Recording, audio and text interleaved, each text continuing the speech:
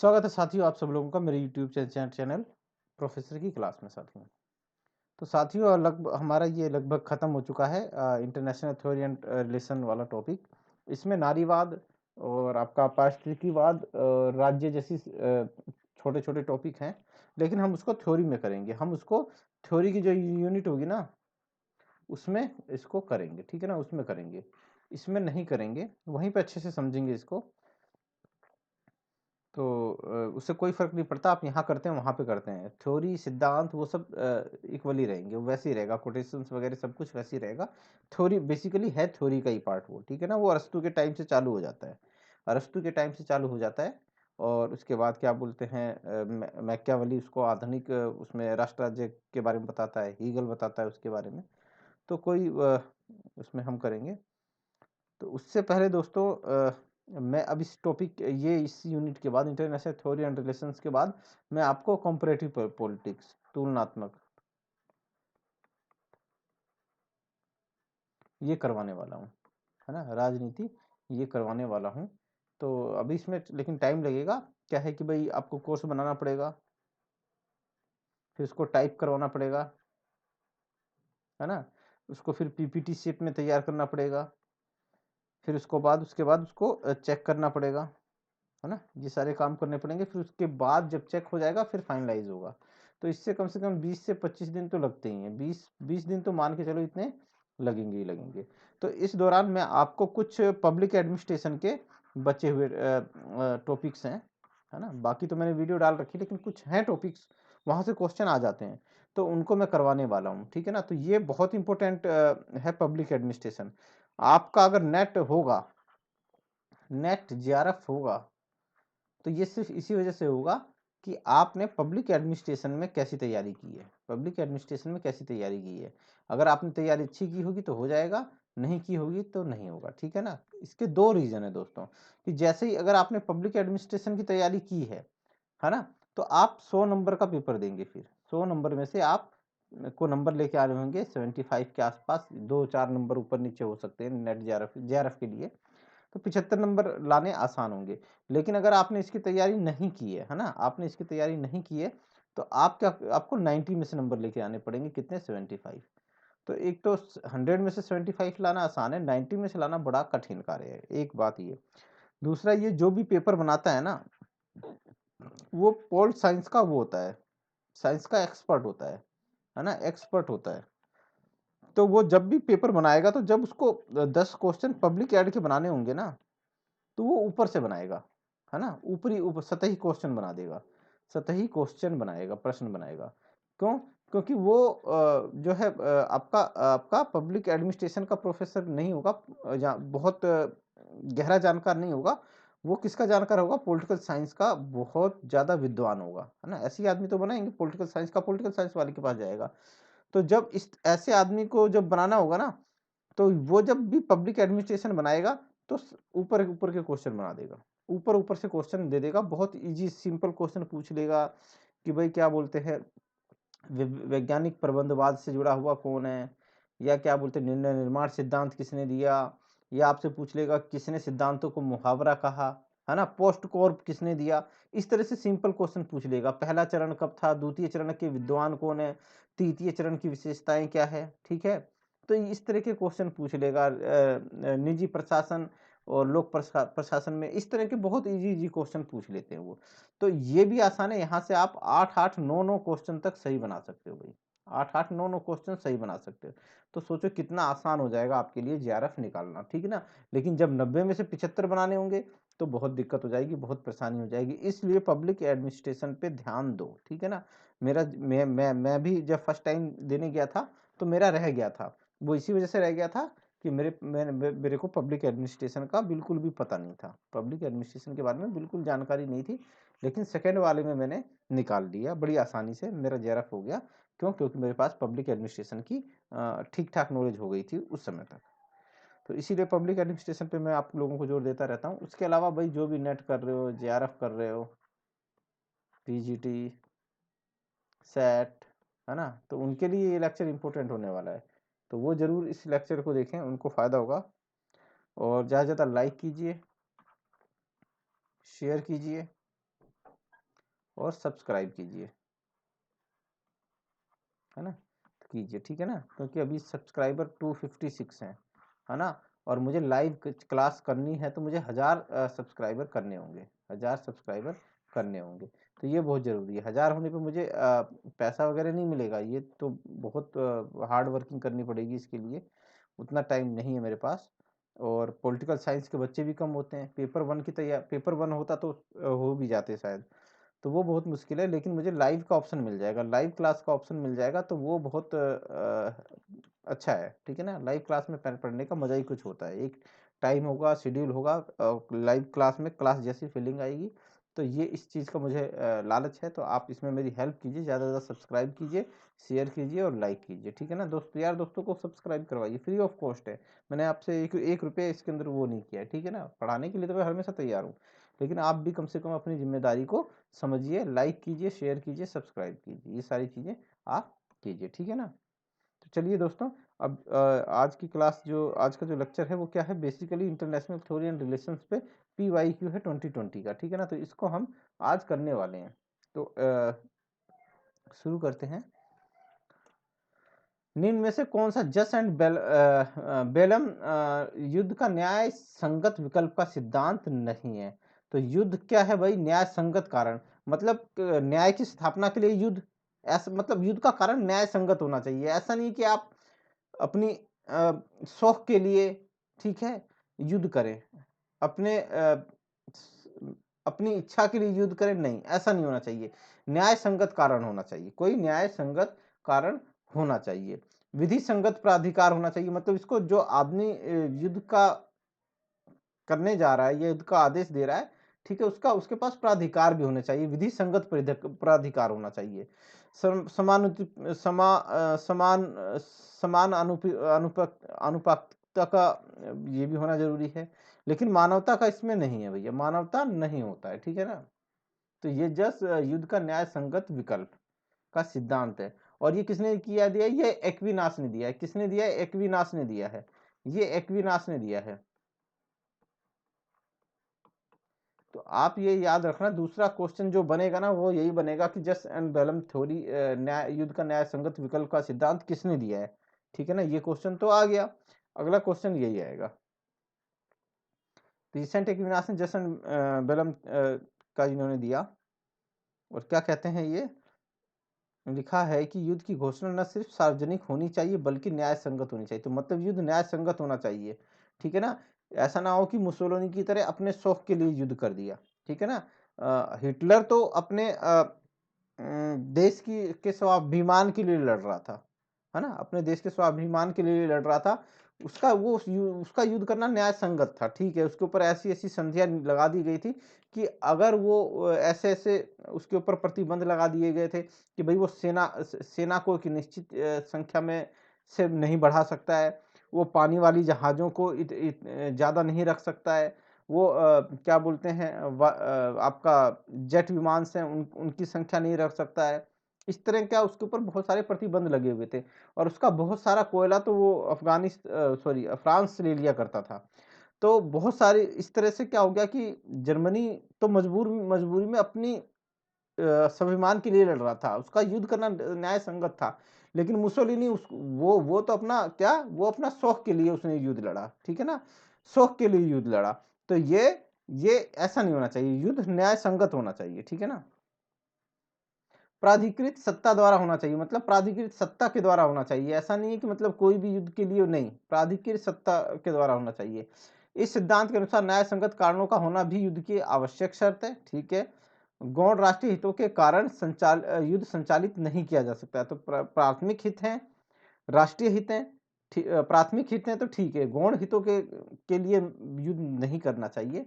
न्याय संगत युद्ध की संकल्पना में युद्ध विजय की प्राथमिकता का अवलोकन होना चाहिए, सैनिक साधनों का समानुपातिक प्रयोग किया जाना चाहिए, ठीक है भाई, तथा युद्ध में अंतिम अस्त्र के रूप में हिंसा का प्रयोग करना चाहिए। तो अंतिम अस्त्र क्या होगा युद्ध में, हिंसा, ठीक है ना। चलो दोस्तों, पराश्रितता सिद्धांत के बारे में निम्नलिखित में से कौन सा कथन सत्य है ना। तो पराश्रितता सिद्धांत उन मार्क्सवादियों और लेनिनवादियों का बहुत प्रभाव पड़ा जो विकास सिद्धांत के आलोचक थे। तो ये कथन तो बिल्कुल सही है भाई, ठीक है ना। और प्रायश्चित्ता सिद्धांत आधुनिकीकरण के शांतिपूर्व क्रमिक विकास प्रक्रिया पर बल देता है, ये गलत है, ये गलत है। तीसरी दुनिया का विकास पहले से विकसित देशों के विकास पर निर्भर करता है, बिल्कुल सही बात है। पहली दुनिया तीसरी दुनिया का शोषण नहीं करती, ये भी गलत है, शोषण करती है। ये केंद्र हो गया, ये क्या हो गया, परिधि हो गई, ठीक है ना।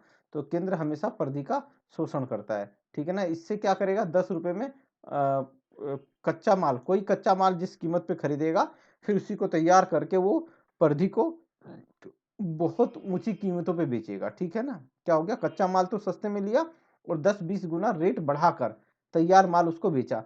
तो इससे क्या होगा कि बेचारे जो तृतीय विश्व के देश हैं उनका शोषण होता है। ये तृतीय देश हैं, जो ये परिधि में है, ये तृतीय देश हैं, और जो सेंटर में है वो कौन है, वो प्रथम विश्व के देश हैं। तो ये चीज है, ठीक है ना। इसके बीच में भी एक अर्ध परिधि आ जाती है, बीच में भी एक अर्ध परिधि आ जाती है। ये भी, ये जो है सेंटर वाले, ये अर्ध परिधि का और प्लस में ये परिधि का, दोनों का शोषण करते हैं, और ये अर्ध परिधि ये इनका शोषण करती है। तो ये बातें याद रखना। तो इस हिसाब से ए और सी हमारा सही बनता है, ये वाला बनता है। हाँ तो दोस्तों बिल्कुल वही चीज है, आप इसको समझ लेना। ये मैं आपको दे दूंगा, आपको अगर ये पढ़ना है तो पढ़ लीजिएगा। अंतरराष्ट्रीय मुद्रा कोष के संबंध में निम्नलिखित कौन सा कथन सही है। आईएमएफ का सीजन ब्रेटन वुड्स समझौते के द्वारा नहीं हुआ है, तो ये तो गलत है भैया, ये तो गलत है। ब्रेटन वुड्स से हुआ है इनका, इसका कार्य विनिमय दर की स्थिरता को सुनिश्चित करना है, ये कथन सही है।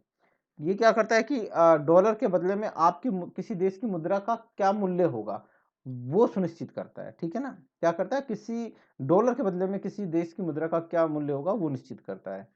आलोचक आईएमएफ को न उदारवादी वैश्वीकरण की राजनीतिक भुजा के रूप में देखते हैं। तो बिल्कुल भैया आलोचना करते हैं कि भाई ये क्या कर रहा है, उदारीकरण और वैश्वीकरण को बढ़ावा दे रहा है, ठीक है ना। ये हम जो तृतीय विश्व के देश हैं इनकी कोई मदद नहीं करता है, ठीक है। ये सिर्फ क्या करता है, ये आपका उदार वैश्वीकरण को बढ़ावा देता है।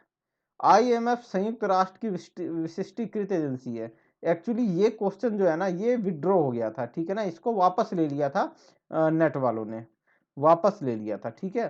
क्यों, क्योंकि यहाँ पे ऑप्शन ही नहीं है। आईएमएफ जो है वो क्या है, वो कोष है एक प्रकार का, क्या है, कोष है। और किसका कोष है, संयुक्त राष्ट्र एजेंसी का।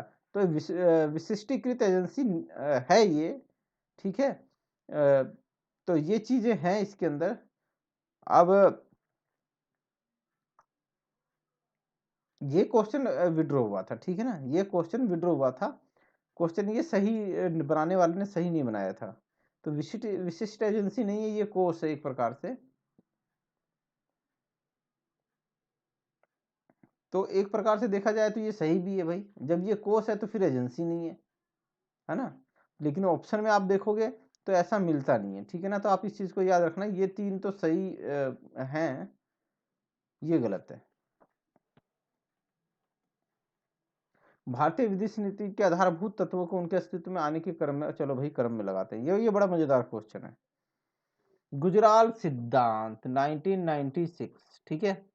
Panchsheel 1954, look east policy 1992, Bharat Soviet मैत्री संधि, ये जो है ये 1971 होगी या 73 होगी, ऐसी होगा, जो भी होगा इसमें से, ठीक है।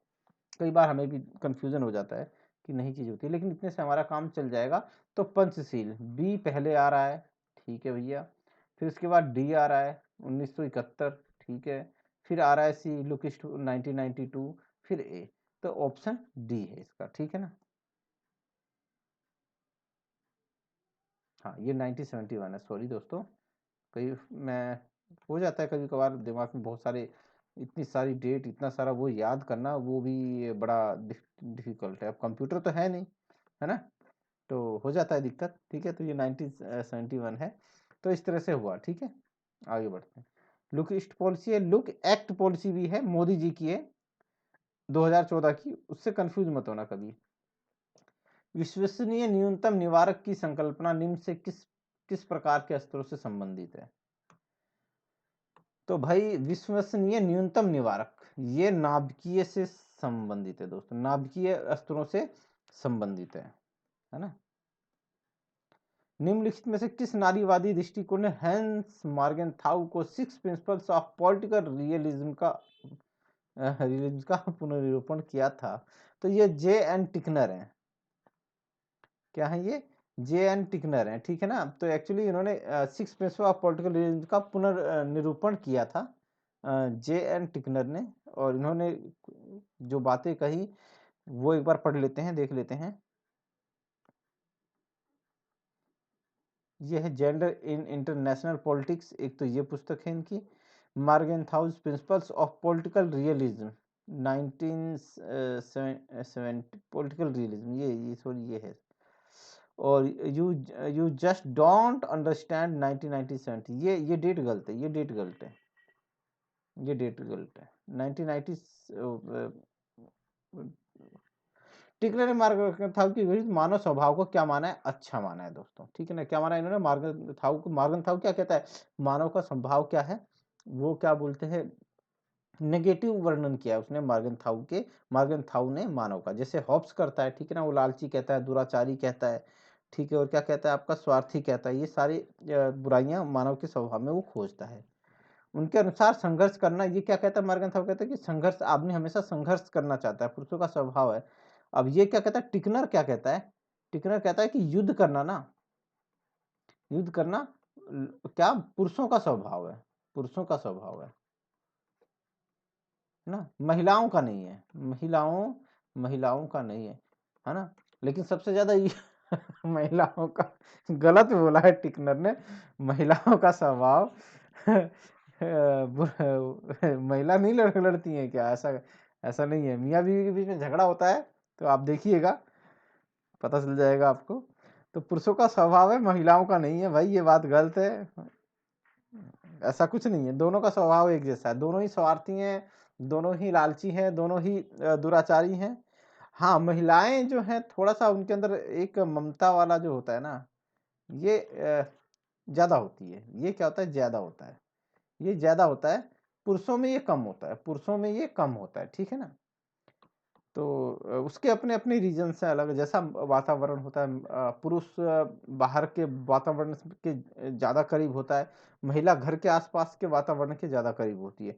तो इस वजह से वो होता है, ठीक है। और इन्होंने नैतिकता का भी समर्थन किया है, ठीक है ना। तो टिकनर क्या है, मार्गनथाउ के बिल्कुल विपरीत मानव स्वभाव का वर्णन करते हैं। और महिलाओं को क्या, महिलाओं को कहते हैं कि भाई ये जो लड़ाई झगड़ा ये सब है ना, ये पुरुषों का स्वभाव है, ठीक है ना। महिलाएं जो होती हैं वो पुरुषों के मुकाबले में क्या होती हैं, उनका सकारात्मक वो होता है, रवैया होता है।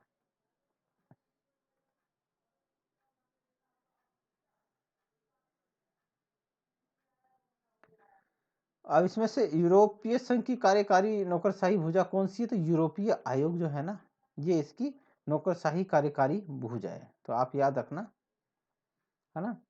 यूरोपीय संघ 27 यूरोपीय संघ राष्ट्रों के एक राजनीतिक आर्थिक समूह है, ठीक है ना। तो क्या है यूरोपीय संघ 27 यूरोपीय सदस्य राष्ट्रों का एक राजनीतिक समूह है। यूरोपीय आयोग यूरोपीय संघ की कार्यकारी नौकरशाही शाखा है। वर्तमान में इसके अध्यक्ष, ये एक बार नाम चेक कर लेना भाई, हो कि ना हो, ठीक है ना, चेंज होते रहते हैं ना इनके अध्यक्ष वगैरह।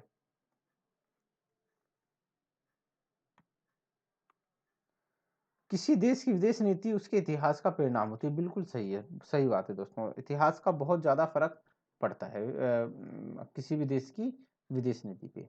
भारतीय विदेश नीति राष्ट्रीय आंदोलन के केंद्रीय मूल्यों से निर्मित है। बिल्कुल आप देखोगे कि भाई सत्य, अहिंसा जैसे मूल्य भी हमारे इसके अंदर प्रभावी हैं, और कौटिल्य से भी हमारा प्रभावित है, ठीक है ना। यथार्थवाद के भी करीब हम हैं, ठीक है।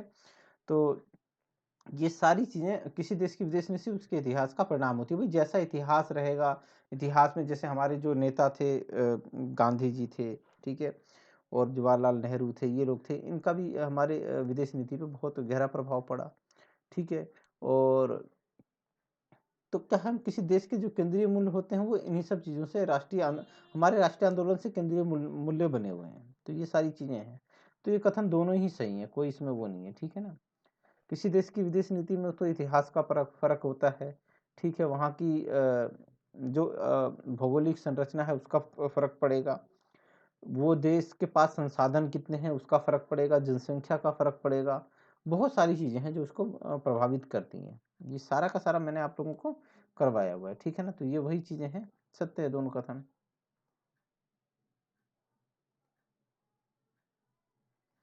भूमंडीकरण ने भारत में लोकतंत्र को सुदृढ़ करने में सहायता की? नहीं भैया, लोकतंत्र से इसका कोई लेना देना नहीं है। भूमंडीकरण ने लोकतंत्र को सुदृढ़ नहीं किया है, ठीक है ना?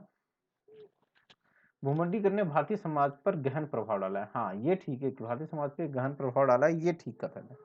तो ये क्या है कि भाई एक सही नहीं है किंतु दो सही है, तो ये इसका जवाब होगा, है ना? अब देख लो इसका एक बार वो देख लो, भूमंडलीकरण की प्रक्रिया एक सर्वदेशीय लोकतंत्र प्रणाली की हिमायती है ना? कि मतलब इस सबको एक सर्वदेशीय लोकतंत्र की प्रणाली का ये की बात करती है, कथन असत्य है। भूमंडलीकरण की प्रक्रिया एक बहुआयामी प्रक्रिया है जिसका किसी राष्ट्र पर सामाजिक, आर्थिक, राजनीतिक प्रभाव पड़ता है। भारतीय समाज भी इससे अछूता नहीं है। भूमंडलीकरण के द्वारा हमारे समाज की परंपराओं, पारिवारिक संरचना, मूल्य, भाषाई प्राथमिकता, रीतियों आदि आदि चीज़ों पर प्रभाव पड़ा है, ठीक है ना? तो अतः विकल्प दो सत्य है, तो ये ठीक है भाई, ठीक है ना? पहला सही नहीं है, दूसरा सही है। तो ये सारे क्वेश्चन थे जो मैंने आप लोगों के सामने लेके आया है। लेकिन अगर आप लोगों को वीडियो अच्छा लगा हो ना तो ज़्यादा से ज़्यादा लाइक कीजिए, और कल फिर क्या बोलते हैं 21 के जो क्वेश्चंस हैं वो करेंगे, ठीक है ना? तो अभी के लिए इतना ही, फिर मिलेंगे नए वीडियो में। जय हिंद।